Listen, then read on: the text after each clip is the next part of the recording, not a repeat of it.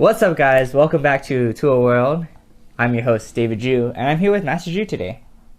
How are you doing, Mr. Ju? I'm doing good. Great. Now, Tul World is the place where we talk everything about Taekwondo.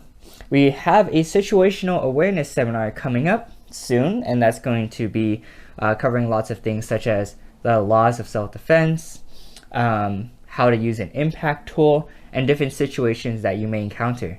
So if you want to sign up, make sure to go to jewstkd.com/events. We also have a Tul World Plus program where we dissect techniques, stances, and patterns a little bit more in depth. And so videos come out weekly. Again, you can find it on our website. And lastly, we may have a special event coming towards the end of October. Oh, yes. Yes, but more on that in the coming weeks. Now, today we wanted to talk a little bit about curriculum and what really makes a good dojang. So here at Ju Taekwondo, we have a big curriculum. Everything has been the same for I don't know how long. Ever since I started. Ever since you started, it's been the same. And I think it's really helped a lot of the students, and it has shaped a lot of world champions, shaped a lot of high-level students. And so what do you think makes a good dojang? Well, I think a good dojang consists of, one, you have to have a good instructor. Mm-hmm. Two, you have to have good reference material. Mm-hmm. And three, you have to have a good student. Mm-hmm. Oh, Right. wait, that's out of the General Chase book. No, those are probably the elements that you do need to have for a good dojang. Mm-hmm. But what is curriculum, right? So we pretty much follow what's out of the encyclopedia, and that is really trying to. What I try to do is really incorporate the composition of Taekwondo, fundamentals, Dalian, patterns, sparring, and self-defense, right? And that's a lot of stuff to cover. But I think when you talk about curriculum, I think some things are more difficult for different age group, Yeah. right? And I kind of do think that the curriculum that the ITF has was really meant for, obviously it was for the military, right? That's where General Chase started Taekwondo, introduced it to the military, and so they were definitely much younger. But today we have students that are much younger, maybe starting at 5, and we get requests at 4 and 3. And so do you continue that curriculum, using that same curriculum for that age group? And then there's also this question about ranking systems. You know, some martial art, it takes years and years and years and years and years and even more years before you can even become a black belt. Typically, maybe in Taekwondo, I would say if you're a teenager and pretty athletic, 4 or 5 years. I think it took me about 4 or 5 years. I started when I was 18. You started when you were 5. Obviously, but you did Taekwondo for, It still took about 6, 7 years. 7 years, but you were definitely younger. So, that's where we're kind of going. I think a large part of our audience is black belt instructors on this Tul World. Okay. Okay, it's obviously not like regular people because what we talk about nobody would understand. Well, that's true, and then it's also we talk a lot more about the ITF system, right? Than we talk about any other martial arts system. Well, I thought maybe we would break down exactly what do we look for at Ju Taekwondo. Some of the requirements that we have for our students to make sure that they are the best that they can be. Yeah, well, I think that's a difficult answer, mostly because what do you consider the right standard? Everyone has different ideas about that, right?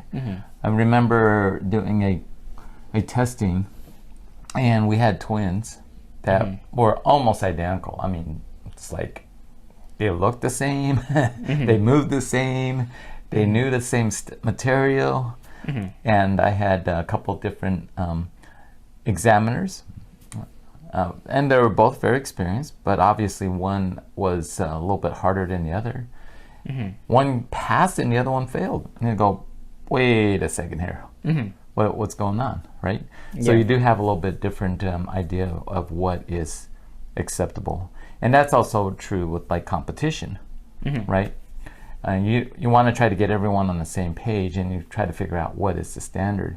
Everyone has different ideas about what they think is adequate and what's not adequate. I mean, you have parents that way too. Yeah. As an instructor, you go, he's good, he needs work.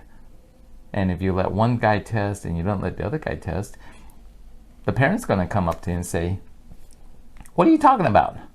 My child's as good as him, right? Yeah. And you go, okay, you could teach Taekwondo. No. But we do have that kind of a situation sometimes. And so I think what we try to do is try to make it as black and white as possible. You know, and it's never, ever going to be completely that. Yeah. And so what is an acceptable standard, right? So I think there is definitely some things that you can measure. And we definitely do that with our black belts. Like, for instance, you can measure how fast someone runs. You can measure how many push-ups or sit-ups they can do. Those are measurable. It's not that hard. You can measure how many classes they attend. You can measure how many events they did go to. And that's either yes or no, right? When you look at let's say a pattern and you go, that's not very good, or you go, wow, that was awesome. But then that's also subjective as well, right? So I could say that was awesome, and you could say, it needs more work. Right. Absolutely. So what is acceptable, right? Yeah. So I think we've been trying to make it as black and white as possible. It's not a perfect system. I don't know we'll ever find a perfect system as far as ranking concerned. Definitely some things you can standardize. Obviously, age requirements would be one. You know, I hate to say those kind of things, but because you do have students that are quite exceptional and they can be quite young. You can also have older students that aren't able to do that. And so are you penalizing them because of that? Right? Yeah. Well, I also think the age thing is also really important because it kind of defines, like, what do you think a black belt is? Can you have a young black belt? Ooh, yeah, that's a good question.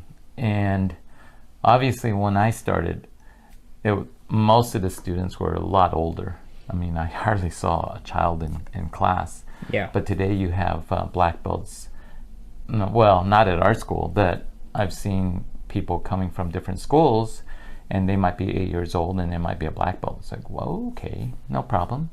But then that becomes, what is the definition of black belt, right? And so I always question, when I look at, if I ask someone on the street, what is your opinion about, what do you think a black belt should be able to do, right? And I would say probably most people would say, who doesn't know anything about martial, they must be awesome. They must be able to defend themselves. And so would you say that's true with a junior black belt as an 8 or 9? I think that's all depends on the context too, right? So what you're really looking at is a junior black belt. In Taekwondo anyway, I think we're kind of developing this junior black belt versus a black belt. And we shouldn't even compare martial art to martial art. I mean, that's just different. Everyone has different philosophy. I think that in Taekwondo, the ranking system is more like the military system. You achieve certain things, you achieve certain goals, and you get that. Age requirements, difficult, you know. Yeah. Obviously, when you're starting at 5 and they've been doing Taekwondo for like 10 years and they're still not a black belt, and you go, what? What's going on? What's going on? Right? However, there is a correlation between maturity, right, as well as capability, physical capability, because some of the juniors, or not to say, I've seen some really exceptional little children, 8 years old, 9 years old, who can jump, spin around, doing all those kind of stuff. And it's like, wow, that's pretty cool. I can only wait to see what they're going to look like when they're a little bit older. Yeah. And it depends on the schools, right? Some schools start a lot of that stuff earlier, so they're able to do that. Yeah, well, each student is different, and to judge someone based on if they can do a 360 kick is not fair. Because some kids can do it, some kids can't. And I don't think you should penalize somebody just because they can't do it as nicely as somebody else. And that's why being as black and white as possible is really important. And so some things I would definitely say is that you can achieve certain things. Like if you ask me to do a 360 back kick, I can't do it. I can't do it anymore. And it's frustrating. My mind thinks, oh, I should be able to do it. My hip says, no, you're not doing that, right? And so if I was, let's say I was just a newly black belt, I had hip replacement, should you make that a requirement, right? And you go, ooh, that could really hurt him. Could really seriously hurt him if he got injured. Yeah. And so should he not be able to move on to the next rank? Yeah. You also see people that do taekwondo that have one leg. Right. You see that sometimes, or and it's pretty incredible. And so, can they be a black belt? I think yeah. Well, I always say that I don't see why no one can achieve that. And you give a lot of exceptions, right? I think that there comes a point though that you guys say, well, certain things you still need to hit certain things, right? Yeah. So, for instance, can everyone be a doctor? The answer is no. Not everyone can. So does that mean should everyone become a master? Probably not. Probably not. I don't know. That depends on what you define as a requirement, right?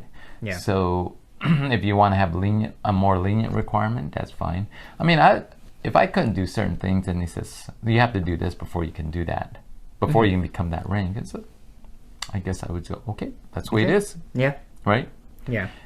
If you make certain things that are black and white, like you turn a certain amount of things, if you run a studio, whether you teach, whatever, right? Yeah. Those things can be measurable. And if that's what is required to help, if that's what is required for that rank, why not? Yeah. Right? You don't necessarily need to do a 560, right? You don't need to necessarily break 10 boards. I mean, those are awesome feat. Those are awesome things to be able to do, but that doesn't mean that they are very knowledgeable. That doesn't mean that they are necessarily helping the art. So there's so many other things that contribute to that. Right. Well, let us know your thoughts on curriculum, what you think a black belt is. But thanks again for jumping into another podcast of Tul World. Don't forget to be safe. Keep training. And we'll see you guys next week. Taekwondo.